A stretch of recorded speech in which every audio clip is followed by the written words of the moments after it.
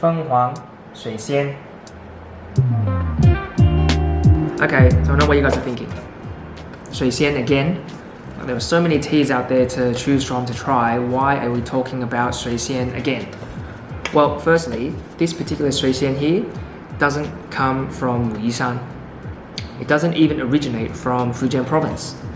This one here actually comes from Chao Zhou, which is the home of Dancong Oolong teas.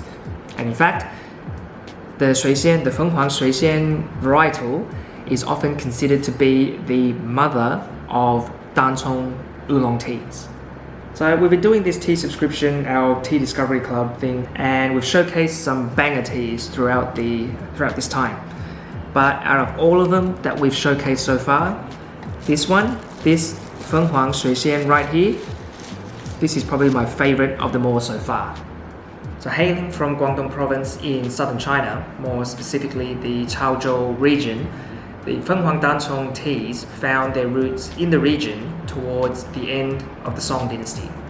The original plants were cultivated from seeds approximately 700 to 900 years ago in the Phoenix Mountains, or Fenghuang Shan. And these original trees that were sort of cultivated from the seeds, they were of the Shui Xian varietal, the original tea varietal in Fenghuang Shan. And so over time, as these trees grew, as the farmers kind of picked leaves and made tea from these trees, certain farmers noticed that certain trees started displaying like certain flavor or aroma characteristics. And the tea farmers would then take the best sections of these trees and then sort of cultivate them in order to hone in on specific flavor and aroma characteristics. And so over time, after a few generations of doing this, different cultivars started to emerge. So ones that I would designate as being Milanxiang, or the honey orchid cultivar, or the Yulanxiang, which is the magnolia fragrance, Xinrenxiang, which is the almond fragrance, and then many more. Like all of these began to emerge, but all of those different Dancong cultivars, they all originated from the Shui Xian varietal. And so what makes this Fenghuang Shui Xian, so special? So flavor-wise, like this tea tastes nothing like the Wuyi Shui Xians that we featured in a previous video, or it tastes nothing like what you would expect from a rock oolong or a Shui Xian rock oolong. Like it's completely different from that, different style of oolong tea. And if we're talking about tasting notes, well, I mean,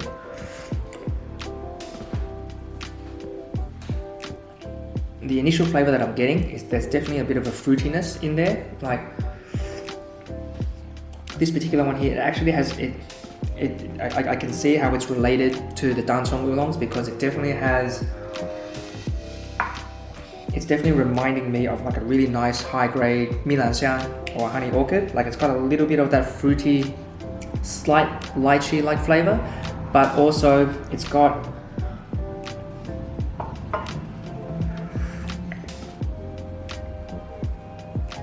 a little bit of a floral hint as well. And in this particular case,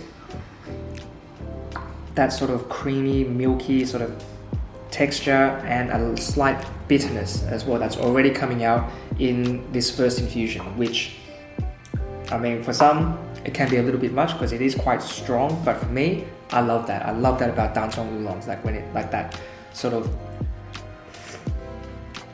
that deep kind of, I mean, it's not like super bitter, but there is that bit of a bitter kick to it. And yeah, like almost, I mean, it's almost kind of herbal as well. Like, like when describing Dancong teas, I find like, for me, you can kind of categorize them in like sort of three roughly main categories. Like you've got the fruity ones like Milanxiang, you've got the floral ones like Duck Poop and Daoye kind of teas, and then you've got these herbal ones like the almond, the Xinrenxiang, and the Songzhong as well. But this, at least in this first infusion here, I'm kind of getting hints of all of those, like kind of balanced and mixed into one. So which makes for a very satisfying and very, very lovely tea to drink. the aroma as well of this tea is absolutely, it's freaking amazing. Like, I mean, that's what Dancong Oolongs are known for. That's what the teas from Fenghuang Shan, like that's what they're known for. Like their aromas, they're really high aroma notes. But this one, it's a nice combination, very nice soothing aroma, very deep as well. Like it's not like a perfume where it's just like really high, like the sort of nose that gets you like just right in the sinuses. Like I don't know, it's quite hard to describe. Like as I'm sort of smelling and appreciating this tea, it feels like the aroma, the taste, the flavor, like it goes deeper than just what I'm feeling up here. Like I've talked about this a lot in terms of the flavor of the tea. Like when you're drinking teas and like the really high grade teas, it's, you know, it's flavor that kind of travels down and sort of goes all the way down your sort of throat and into your stomach and then comes back up. It sounds gross, but it's quite a lovely sensation though. I've talked a lot about that in terms of the flavor, but I'm also getting that somehow with the aroma as well. It's not like just a high, lovely smelling like kind of aroma. It's, as you're smelling this, like it goes really, like it feels like the aroma is kind of piercing your sinuses, and it's a really wonderful, really aromatic tea.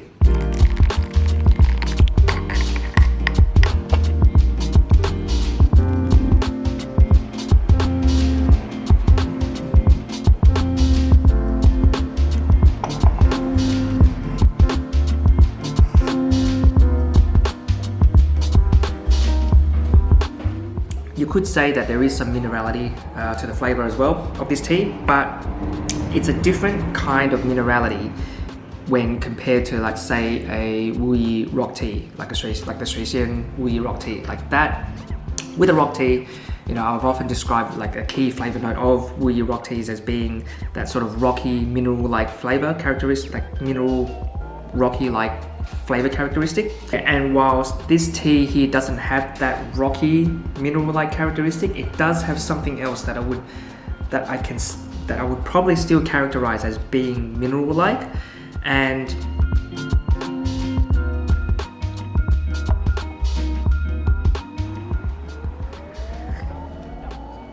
like, for example, with Wu Yi Shui Xian or Wu Yi rock teas, there is a concept or a characteristic that's called Yan Yun, or the sort of rock charm or rock characteristic of the tea.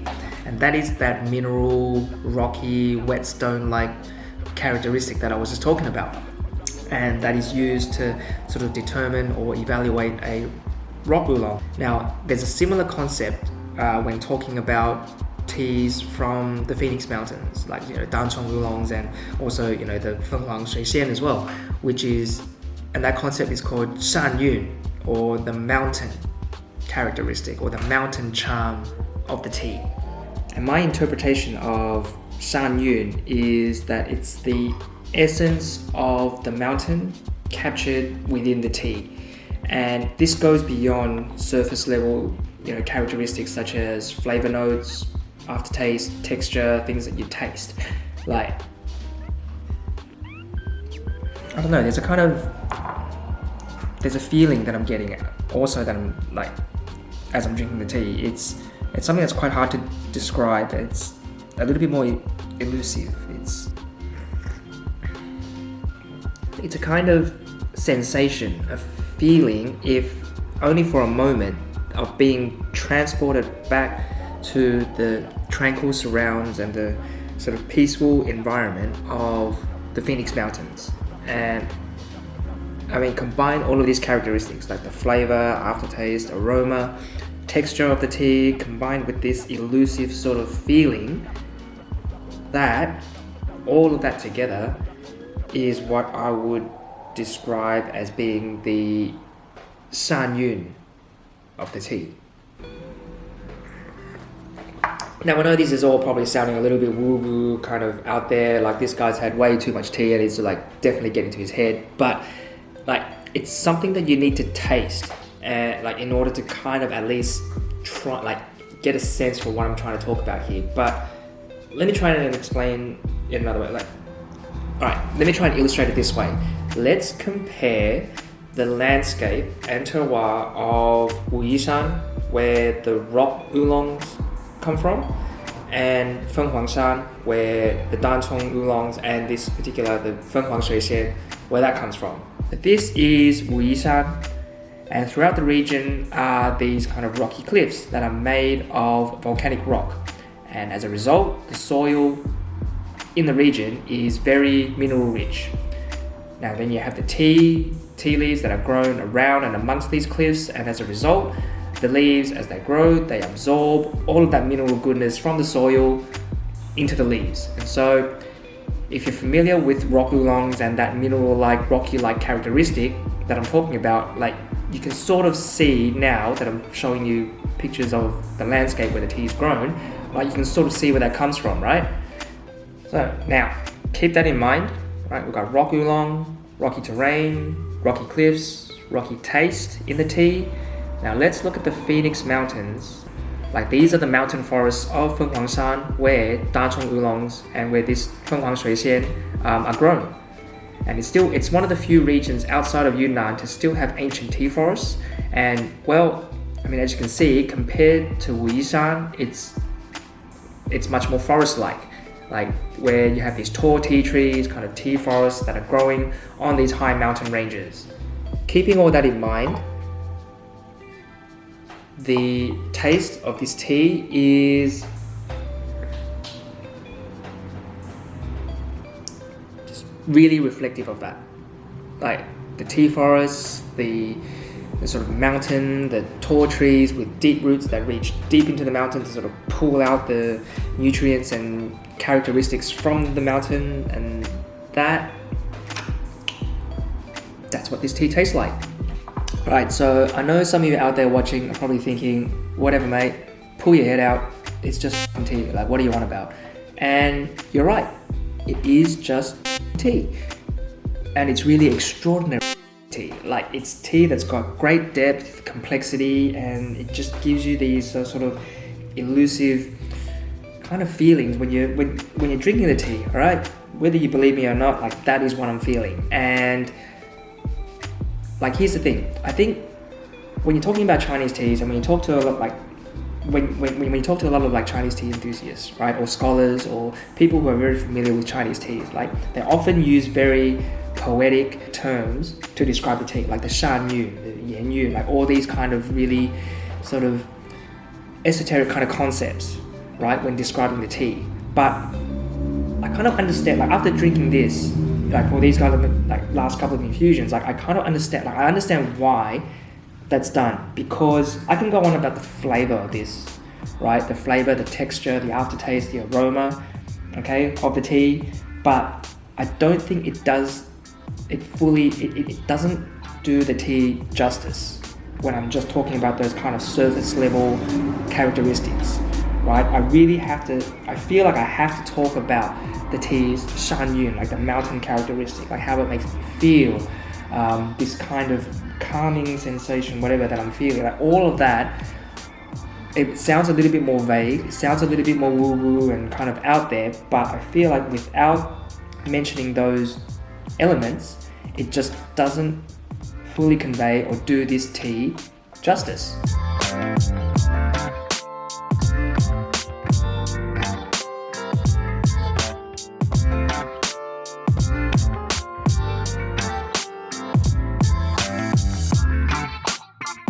Anyway, that's the end of our video today. I hope you enjoyed it. If you did, please hit that like button and subscribe to our channel if you haven't already. So for all you tea lovers out there, have you tried a Fenghuang Shui Xian before? What did you think?